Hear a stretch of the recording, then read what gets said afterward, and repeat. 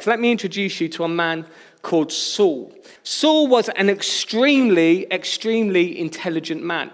He was a religious leader in the first century. Now, to be a religious leader in the first century doesn't sound that glamorous, but we need to understand the context of the time. Because to be a religious leader in Jerusalem in this time frame was like being a celebrity today. You need to remember this is before Netflix, before Hollywood, before football. If you were the religious leader, chances are you would be on the front page of The Sun, The Times. You would be all over people's social media channel because you were fawned over. But as we begin to look at Saul, we don't just find out he's intelligent. We find he's also very hot-headed. There's a lot of zealousness, and there's also a lot of fear and jealousy. Well, why was he jealous if he was at the top echelons of society?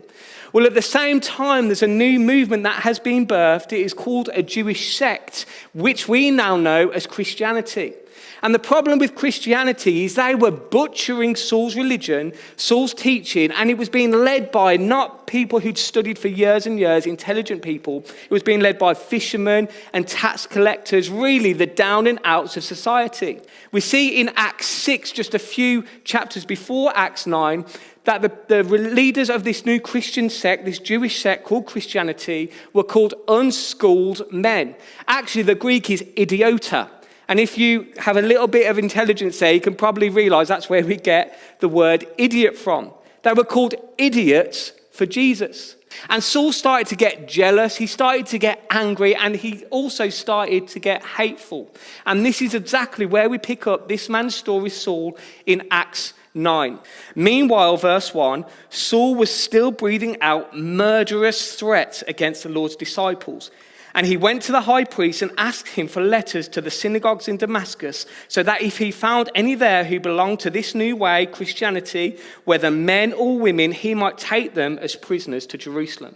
Now, if you backtrack just a couple of chapters, you will see that Saul was instrumental in the murder of a Christian person. He doesn't sound that religious, does he? This is what jealousy and envy and pride do. It distorts what is good.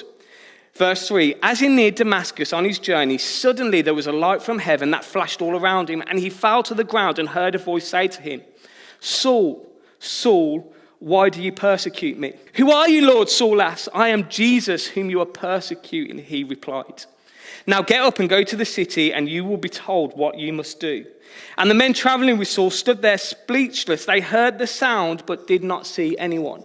It's a time of dwelling and changing. And the Damascus Road, we talk about instantaneous change. That's how we talk about it and preach about it. A Damascus Road experience, bang, everything changes in an instant. And you'll notice I keep using the names Saul and Paul interchangeably. We don't know Saul as Saul anymore. We know him as Paul. But he wasn't called Paul until 5 or 4 chapters later in Acts 13. Because Jesus began a process in the instant where everything changed inside of him, but it took a lot of rubbing off the edges until he was ready to go into the commission that Jesus had called him to be. So when we are talking around this theme of generosity, I want to ask us to be generous to ourselves and trust his process. Be generous. If you are beating yourself up because you've got something wrong, if you are beating yourself up because you just feel like you're in a pit, if you're beating yourself up because your partner has left you, or your finances have dropped, or your job's disappeared, if you are hurting yourself and scratching your head and asking God why, I want to give you some faith and say, trust his process. Salvation is birthed in a moment, instantaneously. As soon as you surrender your life to God, that is it. You are his child. He loves you. He cares for you. Salvation is yours. But if you want to build it, if you want to grow more robust in your faith, it's built in movement. And actually, as we look at Saul turning into the Apostle Paul, he is always surrounded by people. We hold the Apostle Paul up as this amazing, amazing man, which of course he was. He wrote a third of the whole New Testament. But Saul, becoming Paul, was always surrounded by people. And as we read Acts 9 into 10, it seems instantly that Paul begins to preach and see converts. Galatians tells us that he didn't go straight to Jerusalem. He went to Arabia for a bit, and then he came back to Damascus, and he was there for 3 years. And this is what we so often miss in Scripture. Literally in a verse or a page, we think happens instantaneously, but actually sometimes there's years, 3 or 10. Moses in the desert, we see it for a couple of verses. It was 40 years. What does this tell us? That process is important. We need not measure ourselves against the world's standards. We need not measure ourselves on the instantaneous culture. Process is part of the Christian faith.